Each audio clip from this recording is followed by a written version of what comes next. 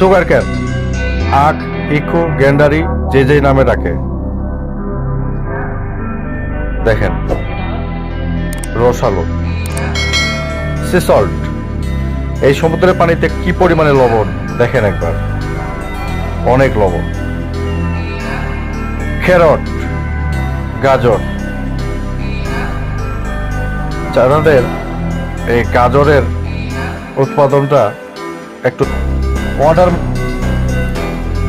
Sugar cane, আখ, ইকু, গ্যান্ডারি, যে যে নামে ডাকে। ওয়াটারমেলন অর্থ হলো তরমুজ। দেখেন, এটা হলো একটা ফিগ।